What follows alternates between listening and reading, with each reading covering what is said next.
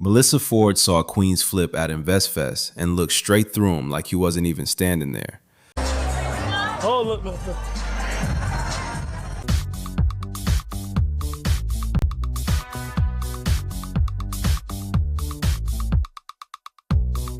Not good. Not good. Look, move.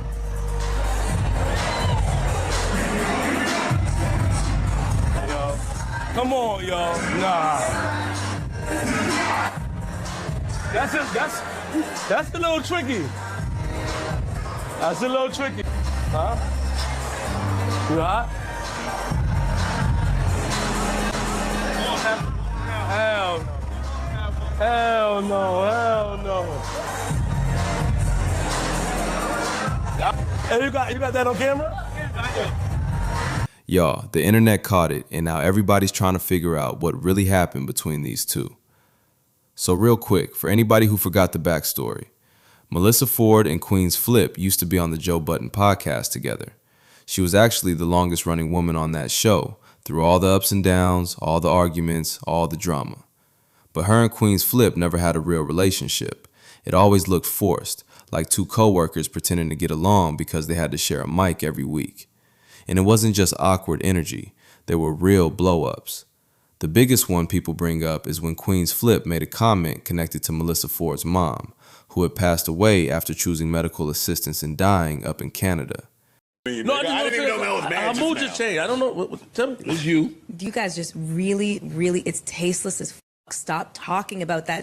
It is not a light matter. Don't do it. What? Step the fuck away from it. What are you talking the about? Maid, don't mention it. Don't talk about it. If you cannot be respectful about it, leave it alone. I'm lost. Carry on.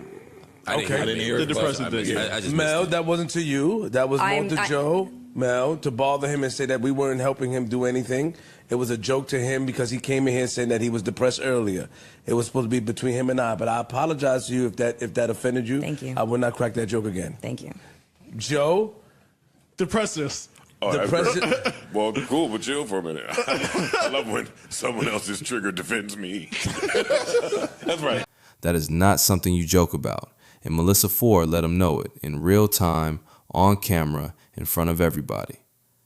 Then there was the other blow-up, the one where Queen's Flip told her straight up that everything people say about her in the industry is true, that she's fake, that she's phony. She got up and walked off set and didn't come back.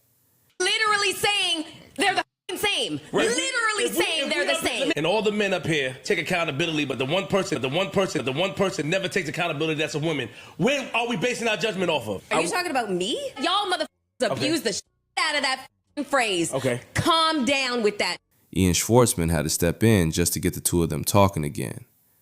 And when Melyssa Ford finally explained what happened, she said Queen's Flip wasn't even loud. He was quiet, and that's what scared her more.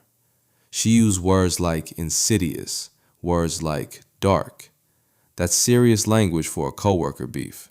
Me and Mel had a meeting this weekend. Me, Mel, and Ian, we'll get to that. We said we're going to talk about it. Okay, fine. Maybe I was slightly emotional about the situation and I unfollowed you for a second. Tell us what happened, Mel.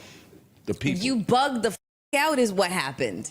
Okay. You bugged the out. And I couldn't even look at you because my neck was up. So I just was like, who is this talking to?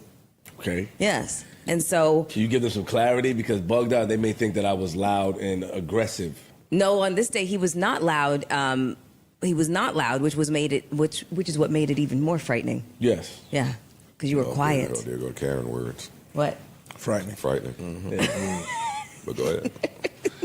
It You made did it... that, and I had to hear nothing but Karen words from Melyssa all week describing your behavior. Okay. Well, it has insidious.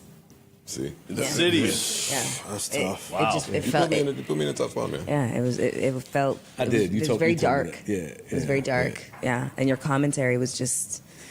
It was not nice. You were not nice to me. Yes. You were not nice. I know. And so I packed up and walked the up out of here. Flip heard some in the street. And got his panties in a bunch. Got all mad. Came back.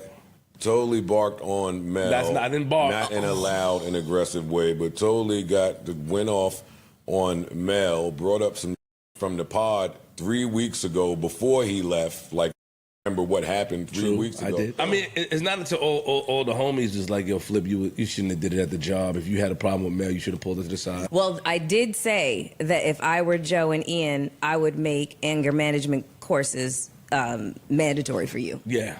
After that whole situation, the rest of the podcast turned on her too. Somebody in the room made a comment about how white she sounded, basically mocking her for standing up for herself, and nobody defended her. Yeah, you said that. Y'all hear how white she is? Does anybody agree with that? Ian agreed with her. He's white. That's when it really felt like Melyssa Ford was on the outside looking in, even though she'd put in more time than almost anybody else on that show. So fast forward to now, almost a year since her last episode, a Patreon episode, and she's just gone. No explanation, no goodbye, nothing. People think there's an NDA involved because whenever her old clips get reposted, the podcast crops her out or skips her section entirely. That's not normal if things ended on good terms. Now here they are, both at InvestFest, same event, same space, and Melyssa Ford does not even glance his way. Meanwhile, Queen's Flip looks nervous, almost like he wants to say something and thinks better of it. That's not two people who patch things up. That's two people who know exactly what happened between them and have zero interest in pretending otherwise for the cameras. And honestly, y'all, I think Melyssa Ford knew exactly what she was doing by ignoring him. She's smart enough to know that any interaction, even a "hey, how you doing?" becomes a clip, becomes a topic on the pod, becomes another storyline she has to deal with. So she just didn't give them anything to use. Compare that to how the show's been running since she left. Mona's in that seat now, and from the outside, it looks like Mona is miserable half the time. Missing episodes, showing up late. Melyssa Ford, whatever people say about her, was reliable. She showed up, she did the work, and she still got pushed out while the guy with the actual anger management pattern kept his seat. So what do y'all think? Was this Melyssa Ford sending a message with her silence, or is there way more to this story that we still don't know?